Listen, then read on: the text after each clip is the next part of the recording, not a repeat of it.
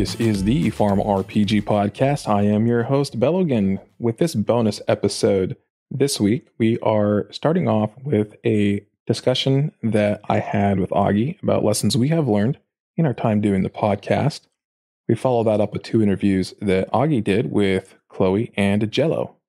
And we round things out with a player spotlight with TheGoldenBro. Before we dig in, I just wanted to give a huge shout out to everybody that has reached out to us to be in the podcast. And if you're listening and think that, hey, maybe I'd like to be on, please reach out to Auggie and I. We'd love to get you on. Also, a huge shout out to everyone who has reached out to me or any of our guests to thank them for being on the show. We appreciate the feedback. With that, let's get to it. Today we have a special segment that happens to be sponsored, our first sponsor ever. Who would sponsor the podcast for Farm RPG? It's Bhelogan. Can you believe it? Bhelogan. He's everywhere. He has a camp in town. He has a wheel you can spin. He likes to collect ancient coins and trade them for random trinkets you may or may not. Make sure to visit Bhelogan today. And make sure to do chores for Bhelogan, and he will pay you just so you can turn around and give those ancient coins right back to him. Just like a parent. All right. Now that we paid the bills, this segment we wanted to talk. As you can tell, I'm your host, Bhelogan, and with me is Auggie. Hello. Hi. So now that the podcast has been up and running for a little over a month, we wanted to give some reflections on our experiences as the hosts of the podcast and things that we have learned. And things we haven't learned. Things we still have yet to learn. Like reading the quests. Yeah. Okay. Whatever. So we have a list of questions we're going to go over, and I'm just going to ask Auggie for an answer, and then I will give my own as well, and we'll see where it goes from there. So to start off, we're going to ask the question, what has been your favorite part about running or being a host on the Farm RPG podcast? Honestly, it's seeing how many people have had interest in it, because I thought it was a cool idea, but I didn't think that this many people would. And like every day that I'm in chat, at least one person, says, hey, I heard you in the podcast. That's awesome. Or people want to be part of it. And that's just was not expected and is very, very cool. That is a lot of fun. For a couple of years, I've always gotten feedback from the community here in Titan Conquest about how they like the videos I did. But the podcast is different in that it's interactive and we get to bring the players on to be guests. And I think for me, that's really fun as well. I love hearing from people that like the podcast, but what I like even better is hearing from our guests after their episodes have aired, seeing the response they've gotten from the community and people reaching out to them and how it's impacted the way that they connect with everybody. Yeah, I think it's really cool to be able to, put a voice to a username for somebody who maybe talks in chat a lot, but also maybe like we've had a couple people that are really strong lurkers. Like I think our very first player spotlight with Eli Love 3, like dude was a lurker. And I actually saw him pop up in chat the other day and I was so excited. You know who he is and what he sounds like, right? Yeah, I know he's cool. Yeah, it's sometimes fun to call out people in chat, and sometimes they're lurkers, but we've had even new players that have only been playing a day or two reach out and say, hey, could I be on the podcast? And they're like, absolutely. It's not just the old players. We like to hear from the new players too. What got you started and what's got you interested in the game? What made you so interested? You wanted to be on the podcast a week after playing. Or 2 days after playing, in some cases. A couple. What have you learned so far, Auggie, from kind of hosting podcast episodes and doing interviews? I've learned that I don't talk good if I don't have it planned. I already knew that I'm a rambler, and I still am.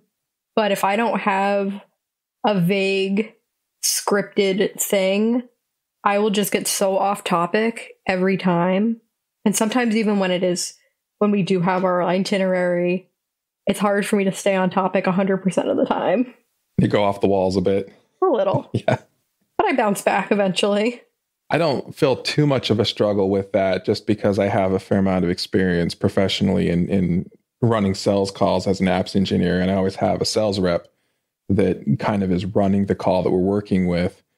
And depending on their level of comfort with the technology, I get a wide variety of scenarios where some it'll be the sales guy walks in with me to the customer, like, here's your apps engineer, and then they'll sit in the back and fall asleep until it's time to take the order and let me run it. And I have others that want to control every bit of the conversation.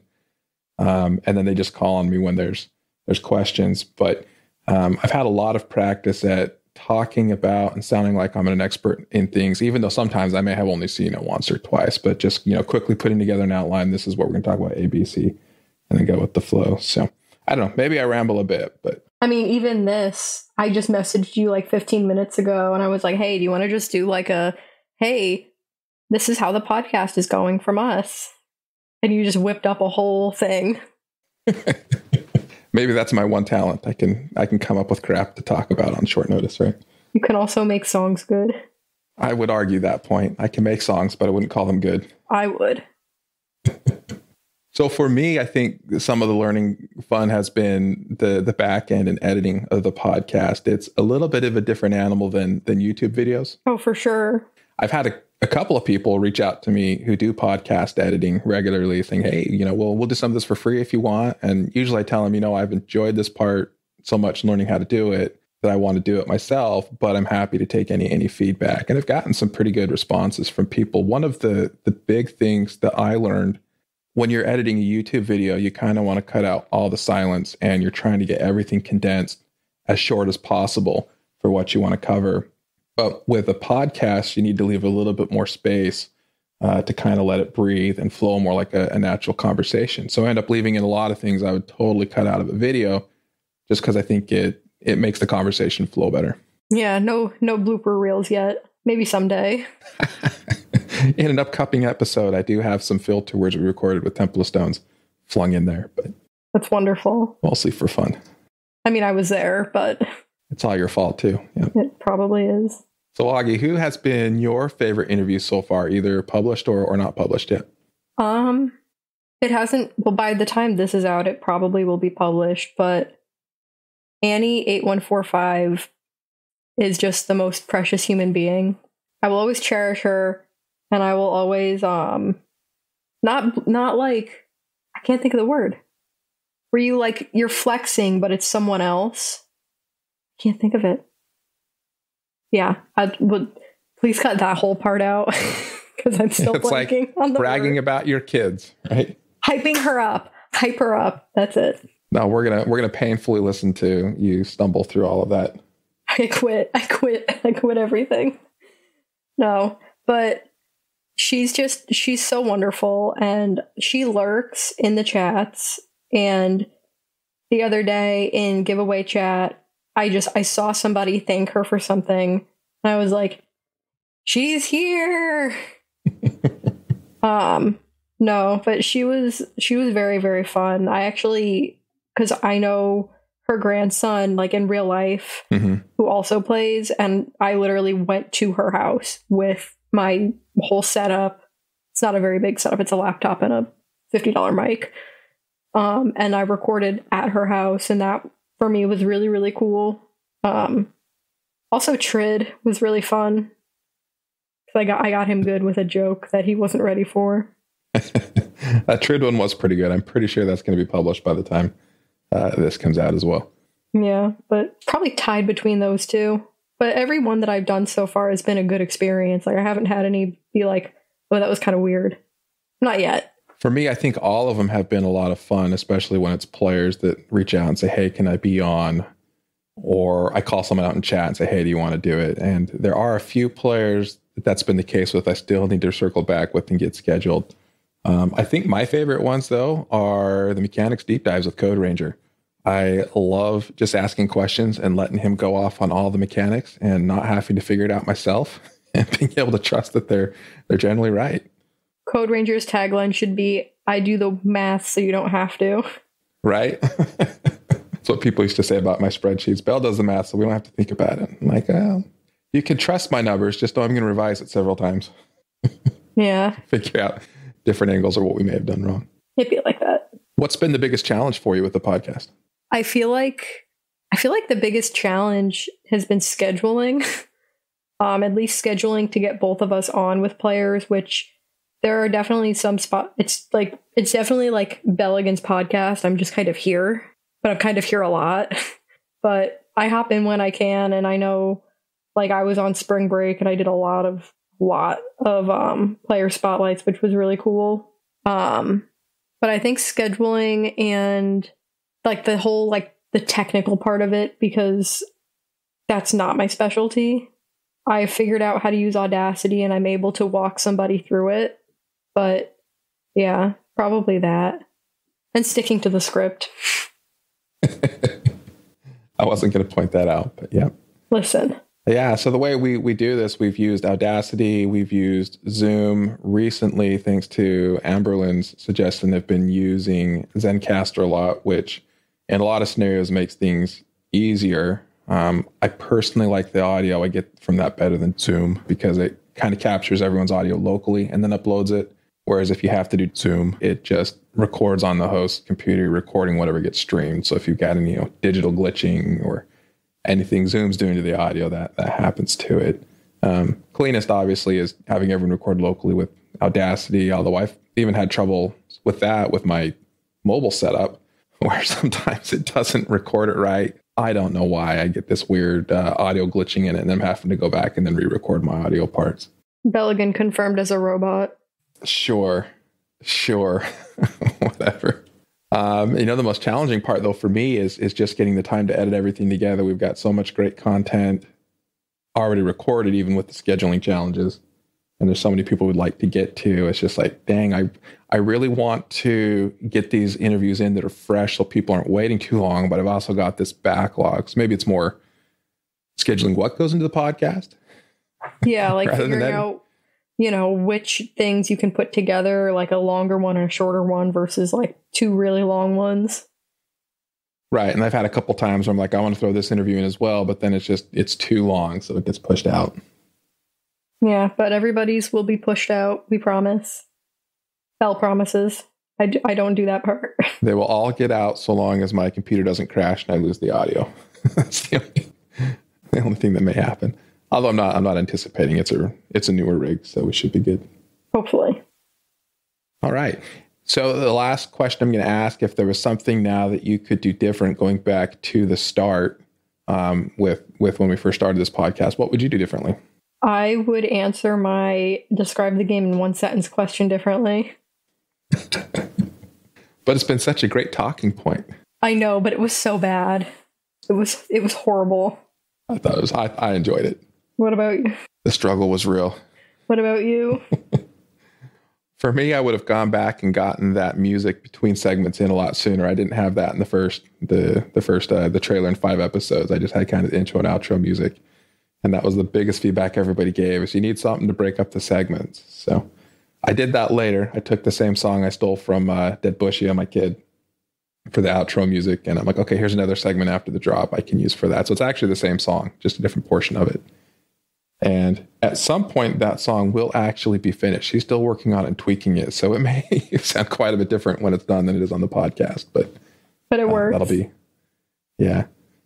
It works for now. Like I said, he just sent me an MP3 on over Discord. I'm like, hey, this is what I'm working on. I'm like, cool. I'm going to steal this. Yoink. He's still a minor. He can't say no to me. Well, so if Borgen sponsors us, does he also sponsor your son? Sure. Not that he plays this game. He loves getting in the contests.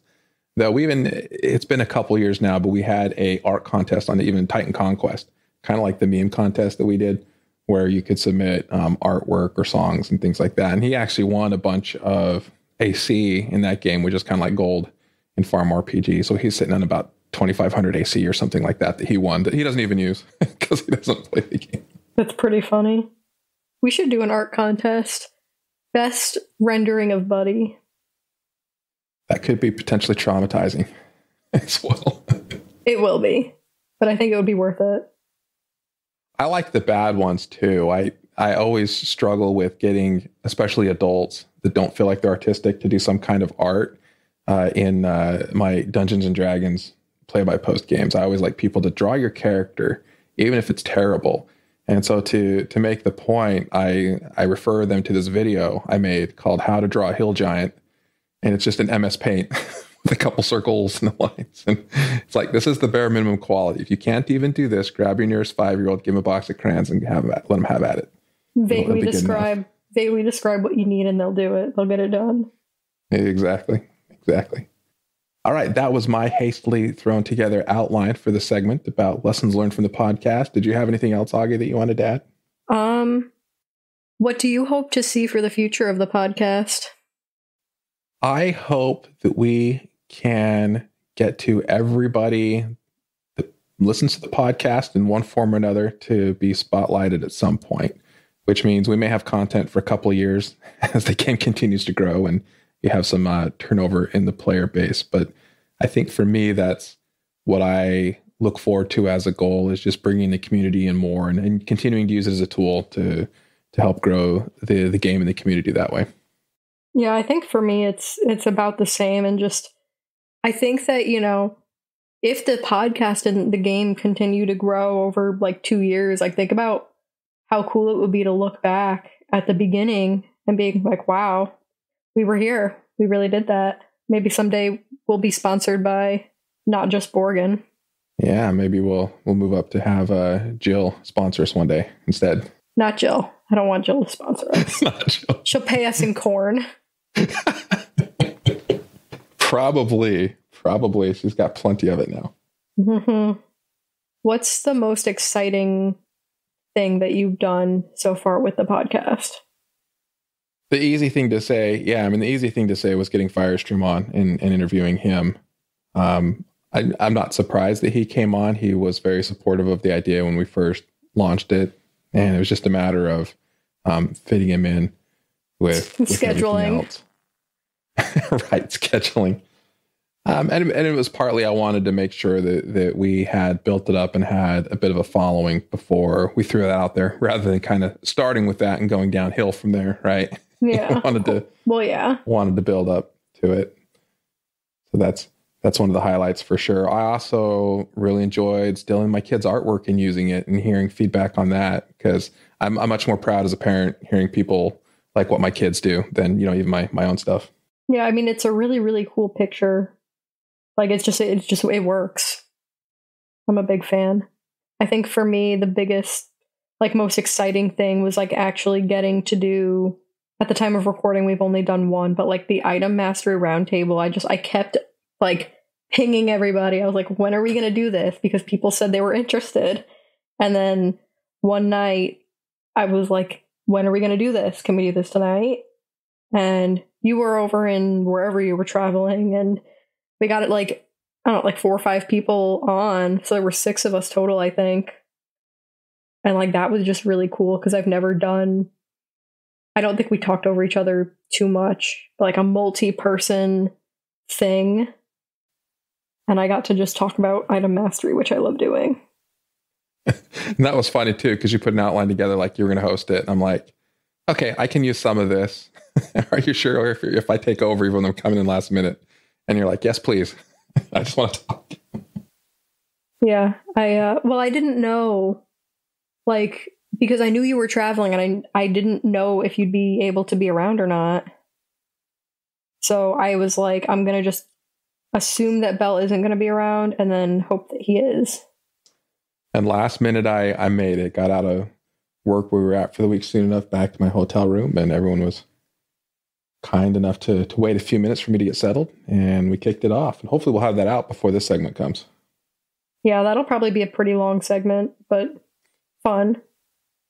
Yeah, that and editing for that many people is a lot harder. I mean, just 2 people is pretty easy, and when you get 3 people on, it's like 3 or 4 times the work. So I haven't dug into that one yet. We'll see how it is with 4 or 5 people on there. I think it will sound great. The podcast has so far been awesome. All right. Well, without us rambling on too much more, I think this is probably a good point to wrap up this lessons learned segment. Thanks for the suggestion, Augie, and for taking time to come on and record. Thanks for humoring me and my random ideas and letting me be part of the podcast.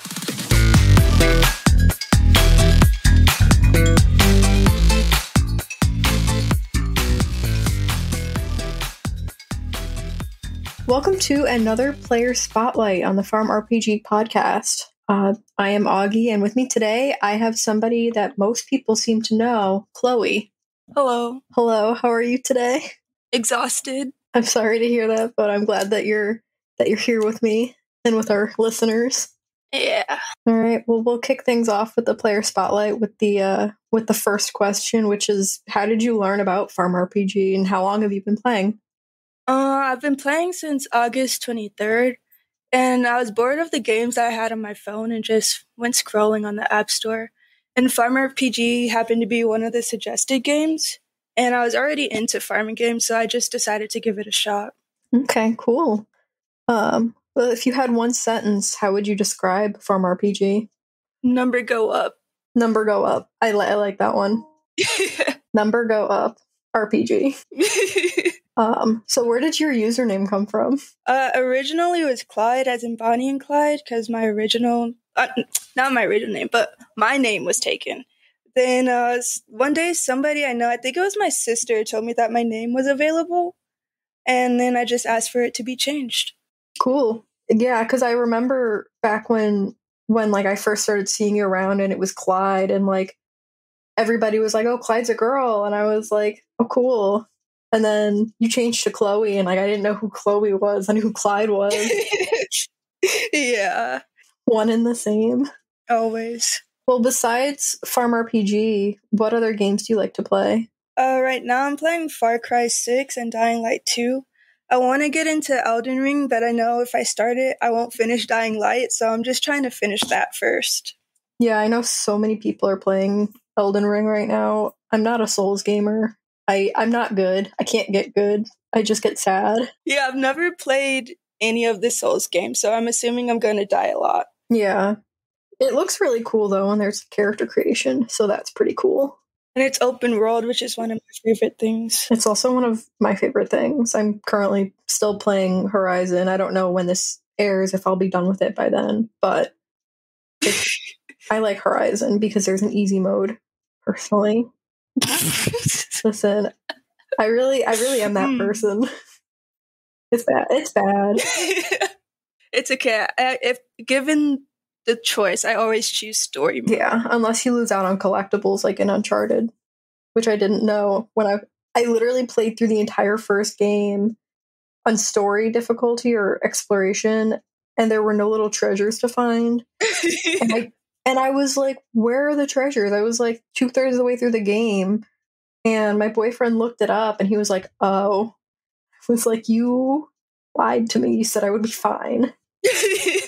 Did you restart it? No, because I was already almost done. So I played through the other ones on easy instead. Fair enough. Well, back to Farm RPG. What is one thing that you wish that the Farm RPG community knew? Make sure your pearl necklaces are keeping up with your pearl production. Not mentioning any specific names, but yeah. Or is that a shot at me?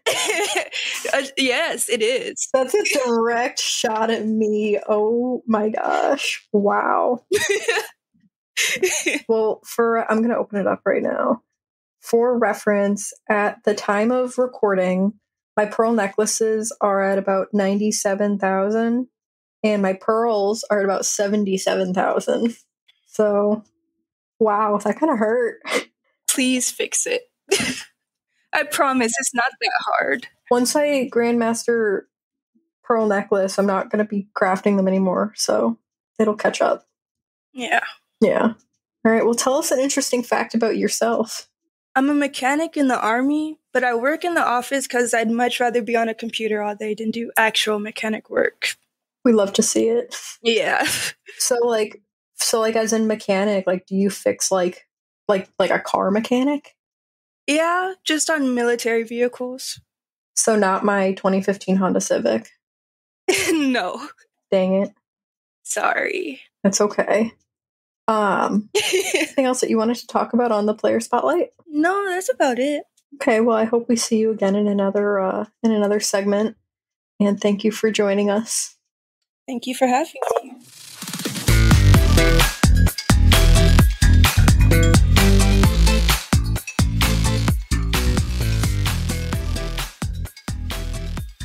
Welcome to another player spotlight on the Farm RPG podcast. Today with me, I have user Jello. Hi. Hello and welcome. We're happy to have you. Thank you. All right, we'll just kick things off with our first question, which is, how did you learn about Farm RPG and how long have you been playing?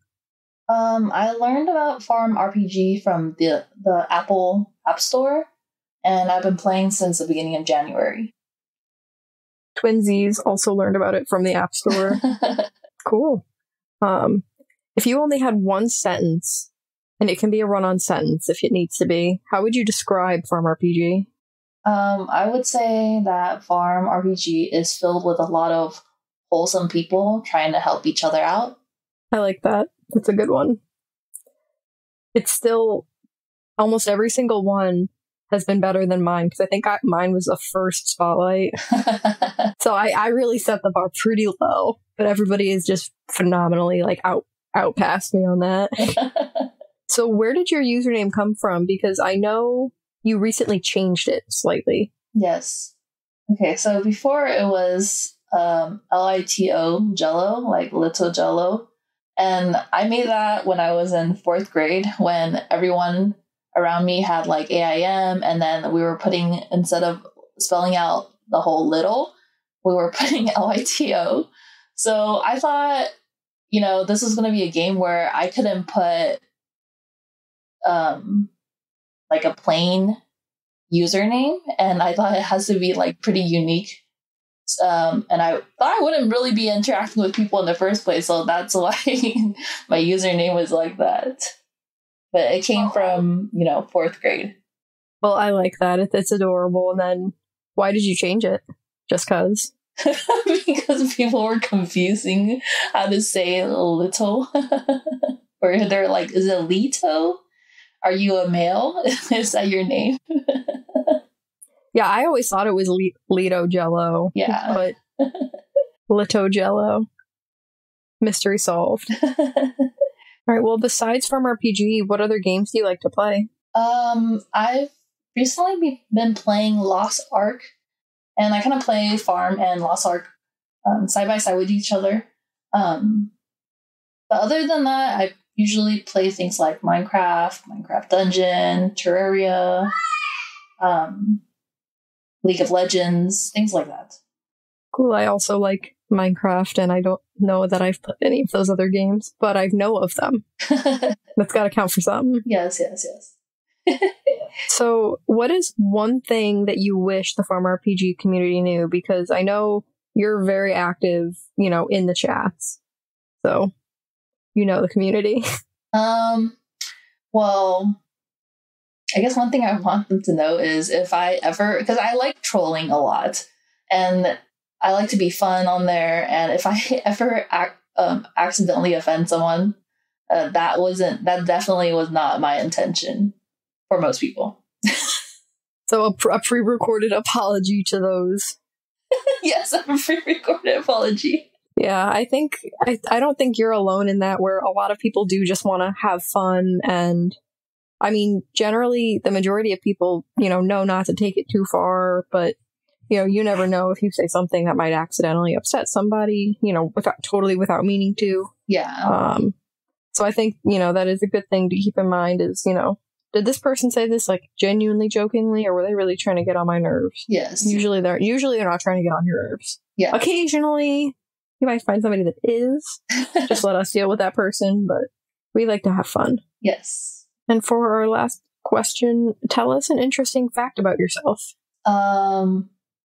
An interesting fact about myself would be that I like to collect chunky Pikachus, like the original Pikachus. Oh my gosh. I need to see pictures of them. Okay, I'll send you some pictures later. Fun fact, I don't know if GameStop still sells it, but they had this like trading card binder. I have it. Was like with the giant fat Pikachu. Yeah, I card. have that.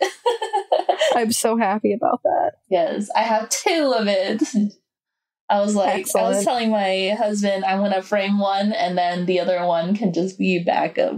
I love that. Like genuinely, I was not prepared for that interesting fact because I feel like I want to relate to that. I don't own many Fat Pikachu things. I have a couple, but like, I mean, that I just don't connected go with out of me. my way to collect them, but like when I do see it, It's yours. yes. An instant cop. Exactly. Cool. Well, that's all our questions. But I did want to mention that, you know, I've seen in giveaways, you know, at the time of recording, end of March, you've been doing, I think it's been weekly, like nominations, for just people who think that other people are awesome. And, you know, you and the players who, you know, are donors put towards like a pot, and like they just win gold just for being nominated for being awesome. Yes. So I do that weekly, and it's just to so we can recognize people for what they're doing. And there's a lot of people, they kind of, you know, you see a lot of people helping, but there's also like lurkers in the background that also help, and I want to give recognition back to those people that are spreading positive vibes and, you know, helping people out. And that's what the giveaway is really about. I love that. Yeah, because I know, you know, I tend to be one of those people sometimes. Other days, you know, I'm out there. I need mushroom paste. I need glass.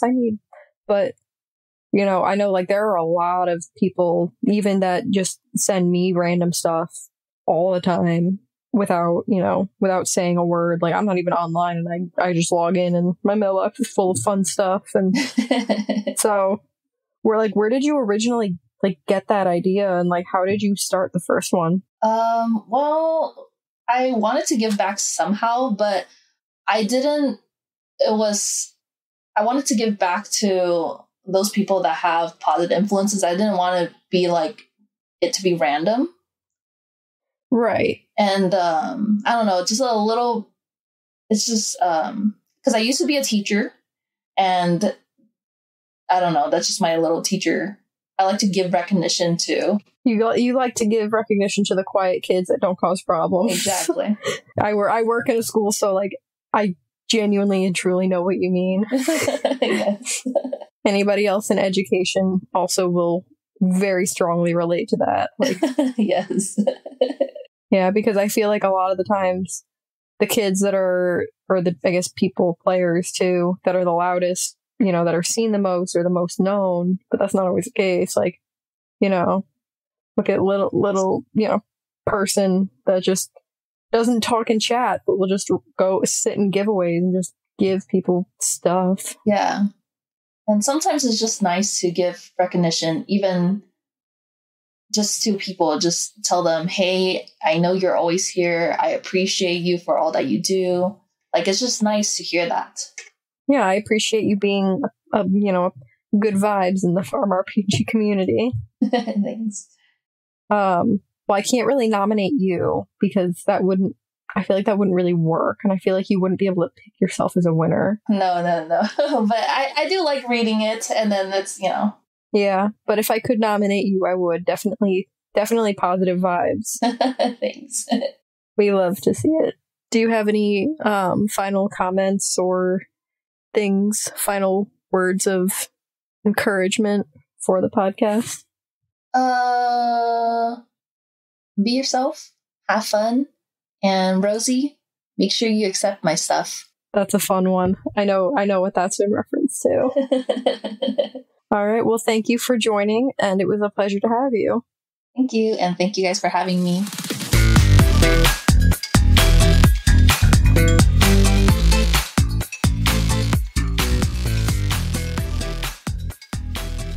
This is another Player Spotlight. I'm your host, Bhelogan, and with me today is TheGoldenBro.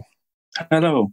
We're going to start off and ask TheGoldenBro, how did you learn about Farm RPG and how long have you been playing for now? I found the game randomly. I was bored looking for some RPG games and found the game. I started playing it last year, August, I think, 20th August, I think, last year. Mm-hmm. It was like after the year, so it was like half term and such, so got bored, played the game, enjoyed it, still play it daily. It's a good game. So when you said you were looking for a game to play, did you end up finding it through like the iOS Play Store, Google Play Store? Or was it on Reddit or iOS. iOS? Spent like 20 minutes looking for a game, and then this game popped up, and I got it. Well, you've been playing for a while, since August. If you were to describe what farm RPG is in one sentence, how would you do that? I guess I would say interesting. That's one word. Fun, but can be tricky. What's the tricky part for you on it? Just all the new stuff and everything, getting coping with it, like the new pets, everything's getting more like end game and such. So you have to prepare and make sure you have the stuff ready, or else you're going to be farming for the next few days and such. Yeah, definitely. The meta can change on its head really fast. Yeah. In a game that gets updated the way these do. So TheGoldenBro is your username. Where did that come from? Have you ever heard of the game Five Nights at Freddy's? I am familiar with it, yeah.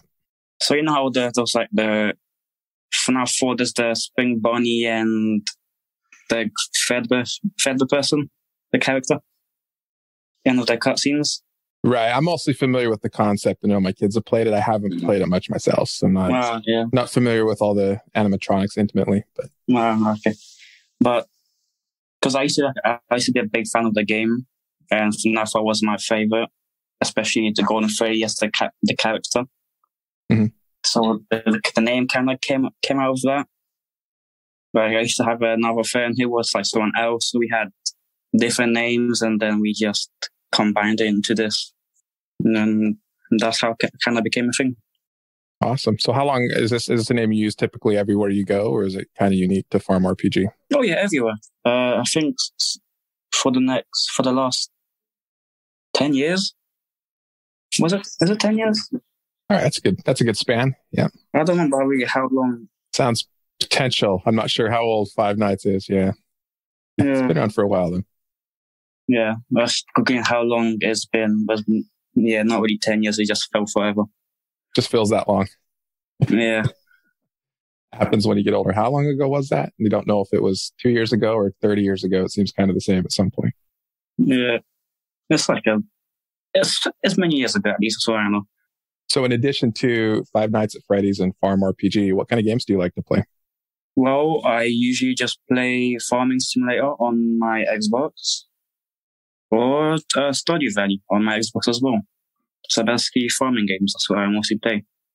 Interesting. I think you're the first person we've talked to that primarily sticks to farming games. Usually we come from different genres, and farming, for me, farming games isn't something I imagined I'd ever really play, but I like the Firestream games and kind of got sucked in. So that's interesting. Yeah.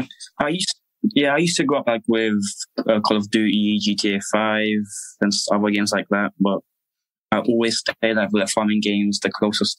So initially when you reached out to me, we were talking a little bit about trading, and you wanted me to bring up that you have good deals on the market for trading. So maybe we can give you just a minute to talk about how the trading in the game works and what role you play in that. Well, in trading, as you know, you can trade items for other items. So everything has their own rates. It also goes up, depends on quests and such. And my shop, which I mostly made to help other people, so my prices are below the rate. So the only person that actually loses stuff is me. So it's a little way to help the community, to get them stuff and everything. Do you find that there's specific times of the week that certain items are hotter commodities than others? When the new thing came out for lemonade to craft it into what was it called? Arnold Palmer. Mm-hmm. Lemonade got so rare that everybody was asking for it. Gold now comes to 1,000 stuff lemonade. The new stuff just makes everything change up in prices. Yeah, those changes can drastically impact what happens in trade. It hasn't aired yet, but we recorded an item mastery roundtable with several players just last week from the time that we're recording this right now. And one thing they mentioned was on Wednesdays specifically, because we have Bhelogan that comes, it's not a good time to try to buy mushroom paste. So everybody's opening their chests for ancient coins and getting lots of gems, which they want to make rings out of, which require a lot of mushroom paste. Yeah. I mean, I always sell everything. Like, I have a list of stuff that I send to people if they message me on the game or Discord. Like, I have a list of prices, everything. Mushroom paste, I always have a lot of it because I plant mushrooms. I'm trying to master it currently. It's taking me quite a while. So mushroom paste is always available to sell. It's cheap and people actually need it quite a lot. It seems to be one of those things I always hear complaints about from even the staff members is I need more mushroom paste. So. I have too much of it. I had to sell, I think 3 weeks ago, I had to sell like 2k mushroom paste because too much of it and more mushrooms constantly going in. So I just sold them. So no one really wanted to buy any of it. So what I could do was technically just sell it. There was a waste, but people are going to hate me for that. It's all right. I end up wasting a lot of it. I just tend to not use the trade at all the way I play. And it shows when you look at how long I've been playing in my item masteries versus people that really focus on it. And they can, using that trade channel, they can make quite a bit of progress pretty quickly. I mean, you make quite a lot of videos yourself about updates and stuff as well. Like, you made one about Sawmill and other stuff like to help out newer players and everything. Yeah, we do. I like figuring out kind of the optimal way to play to an extent, and then I don't do it. It's kind of the hypocrisy of it. It's like, if you want to maximize, here's how to do it, but I feel like doing something else. So that's what I do. A little guide for beginners if they want to get further in the game without basically doing much. Yeah, having a little direction definitely helps, I think, for the new players. So in addition to enjoying the trade aspect of the game, maybe we can dig into you as a person a little bit and tell us an interesting fact about yourself. An interesting fact. Don't think there really is anything, really. I mean, I usually keep to myself. I'm not really that talkative a lot when it comes to myself, so I don't think there really is anything. A lot of people say that. They say, oh, I'm boring. There's nothing interesting. But I never believe it. I think people generally are interesting when you dig in a little bit. So maybe I can ask, you mentioned you're going to school right now. What are you studying? Construction. Is that like how to do the construction, or is it construction management, or kind of a combined? Well, I don't think that is in America, right? Or is that, you're not from there? I'm in the States, yeah. Yeah, so you don't know what bricklaying would be then, because Americans don't really understand the terms of that. But I do brickwork. Do you know what that is, or do you want me to explain a bit more? I'm fairly familiar with it because my dad did a lot of it growing up. But yeah, tell us a little bit about it. Well, brickwork is where you basically build the houses, foundations with concrete and such. Currently in college, we're nearly done for like 3 more months. My last project was a wall with a window. It was a pane. Nearly knocked it down by accident because I tripped. Well, in total, it can be fun, just not in the cold. But other than that, I would actually recommend it to some people that actually like working outside a lot. All right, cool. I think that's really interesting. For me, it's fascinating to see how different construction is everywhere you go in the world. It's a little bit different, whether you're building primarily out of stone or bricks, even in the United States. Yeah. I mean, I think most countries decide the same type of bricks or material for bricks and other stuff. But I think the only difference is the amount of, I think, sand to cement mixture. Because some use like 3-4 or it was 3-1 or 4-1. It's like, I think that's the only difference. In the mortar they're using, or in the construction of the brick? Mortar and construction. Yeah, so even in the United States, depending on where you're at, most places they'll just build the homes with a foundation. Sometimes it's a concrete slab. Where I'm at in Florida, we have to build for hurricane standards, though, so they don't use the wood and the timber to build the frame. They build it all out of cinder block, which you don't see most places. It's interesting to me to see, again, depending on part of it's cultural, what they're expecting buildings to be made out of, and code. And part of it is just a necessity by geography and the weather. I mean, here there's not really much anything because there's not really hurricanes, anything here. So buildings are just out of like the common stuff. Like there's currently construction near my college. They're building the foundation first. Mm-hmm. And they're just doing like a normal raft foundation. It's like let's say a long square because they're building like a garage near there. All right, awesome. Well, with that, we will wrap this up. Thank you, TheGoldenBro, for taking some time to come and talk to me and for letting the community get to know you better. You're welcome. Happy to be in one of the future videos.